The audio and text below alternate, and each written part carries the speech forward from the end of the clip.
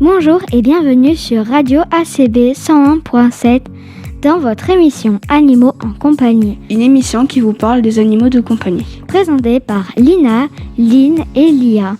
Aujourd'hui, nous allons parler de la question des abandons de ces animaux.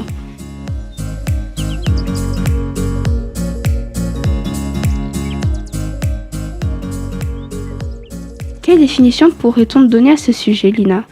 Un abandon d'animal est pour le propriétaire d'un animal domestique dont il a la charge l'acte de délaisser cet animal en toute connaissance de cause, c'est-à-dire refuser de le loger à son domicile, de le nourrir, de le soigner, etc.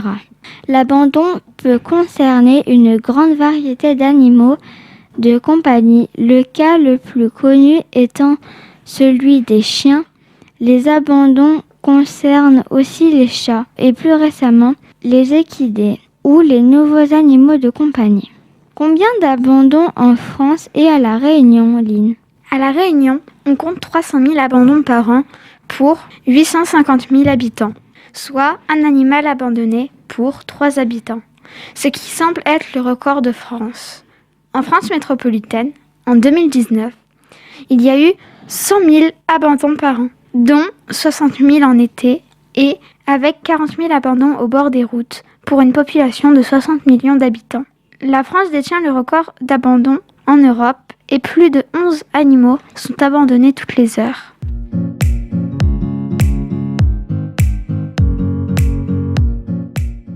Quels animaux sont abandonnés, Lina ? En France, les lapins seraient les animaux les plus abandonnés, notamment durant l'été. Les lapins domestiques ne peuvent pas survivre seuls dans la nature. Ceux-ci font partie de ce que l'on appelle les NAC, les nouveaux animaux de compagnie. Ils subissent le même sort que les chiens et les chats, même si cette cruauté passe plus inaperçue. À partir du moment où un animal domestique a été retiré de son habitat naturel, il cesse d'être un animal sauvage. Il est donc incapable de se nourrir et de se protéger seul. De plus, les lapins domestiques sont bien souvent des animaux déjà nés en captivité. Leur instinct d'animal sauvage est donc très peu développé. Les chiens abandonnés dans la nature ou sur la voie publique peuvent devenir des chiens errants. Pour éviter les problèmes causés par les populations de chiens errants, ils sont capturés puis envoyés à la fourrière qui les donne à des refuges animaliers ou les euthanasient. Ceux qui sont laissés volontairement par leurs propriétaires dans un refuge deviennent des chiens de refuge. Les chiens de refuge sont des chiens directement amenés à la SPA et qui ne sont pas abandonnés sur une route, mais directement à l'animalerie qui s'en occupera. Les chiens abandonnés gardés dans des refuges ne sont pas assurés de trouver un nouveau propriétaire, en particulier s'ils sont vieux ou souffrant de troubles du comportement. Une grande part d'entre eux sont euthanasiés faute de place. Les chats, étant par nature plus indépendants que les chiens, il leur arrive de changer de maître, en changeant de point de nourrissage et d'abreuvement. Cependant, certains propriétaires de chats abandonnent volontairement leur animal dans la nature ou dans un refuge. Les chats abandonnés peuvent aussi retourner à l'état sauvage. De manière générale, les chats abandonnés causent davantage de problèmes et sont plus nombreux que les chiens. Il est difficile de les gérer car il est souvent impossible de réintroduire un chat abandonné dans une vie domestique avec des êtres humains. C'est un problème à La Réunion qui compte beaucoup de chats retournés à la vie sauvage. Ces derniers font de gros dégâts dans les nichés d'oiseaux, que ce soit sur les pétrels aux alentours du Maïdo ou sur les tuites du côté de la Roche Écrite.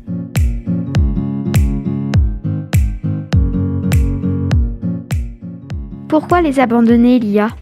Selon la dernière enquête réalisée en 2010, les principaux motifs d'abandon de chiens et de chats ont été les portées inattendues, les changements de domicile, les facteurs économiques, car cela coûte trop cher, la perte d'intérêt pour l'animal et le comportement problématique des animaux.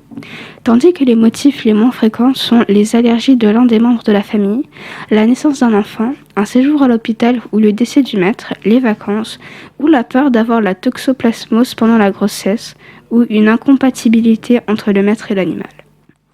Si vous envisagez d'adopter un animal de compagnie et que vous voulez asseoir les bases d'une relation durable et heureuse, les conseils suivants peuvent vous être utiles. La décision d'avoir un animal doit être prise en famille, en répartissant les différentes tâches et responsabilités entre tous les membres de la famille. Renseignez-vous et identifiez le type d'animal qui sera le plus adapté à vos besoins, vos goûts, votre style de vie et la taille de votre foyer. Un chien, un chat ou un autre animal. Enseignez à l'animal, surtout au chien, les ordres basiques de dressage. Ainsi, la cohabitation sera plus facile. Demandez conseil à votre vétérinaire sur la stérilisation afin d'être non seulement un maître responsable, mais également un parent responsable et éviter ainsi les portées non souhaitées.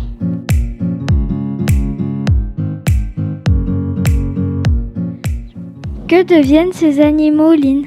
Si l'animal n'est pas chanceux, il finira mort de faim, écrasé par une voiture ou même empoisonné. Quelle structure existe pour quelle prise en charge, Lynn ? Ils peuvent également être récupérés par la SPA, la Société protectrice des animaux, par la fourrière ou par des familles. La SPA ou la Société protectrice des animaux est la structure française la plus connue. Elle accueille les animaux abandonnés ou saisis par la justice pour mauvais traitement, mais aussi suite à un abandon, un retrait ou une sortie de fourrière. Les chiens, les chats, les équidés et les nacs, nouveaux animaux de compagnie, sont hébergés, soignés, nourris par la SPA et proposés à l'adoption. Une équipe, souvent de bénévoles, s'occupe des animaux et de la vie de refuge, accueil du public, conseil aux adoptants, gestion administrative, entretien, éducation canine et féline, animation et événements. Ainsi, plus de 48 000 animaux ont été recueillis en France en 2018. Vous pouvez retrouver les refuges existants dans votre région sur le site de la SPA, la-spa.fr. Si vous souhaitez adopter un animal, il faudra remplir une fiche dans votre refuge avec des justifications telles que pièce d'identité et justification de domicile. Mais certes, les chiens et chats sont les deux espèces les plus représentées dans les refuges.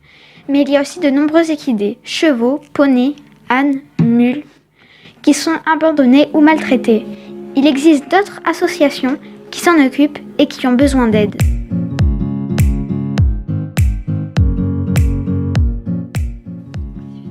Notre avis personnel.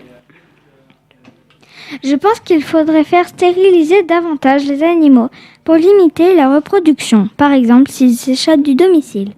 Ce qui est triste, c'est que les propriétaires n'assument pas et ne sont même pas capables de consacrer 25 € pour déposer leur animal en refuge.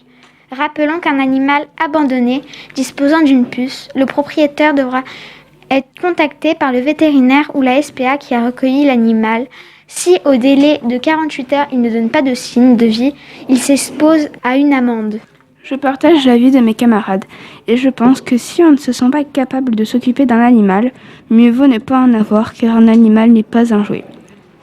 Les sources utilisées pour préparer cette émission sont les sites internet animalaxi.fr, leparisien.fr, Oreca.fr et la-spa.fr. Voilà, c'est la fin de ce numéro de Animaux en compagnie. C'était Lynn, Lia et Lina, les 3 L, sur Radio ACB. Merci à toutes et à tous pour votre écoute. À bientôt pour une nouvelle émission. Au revoir.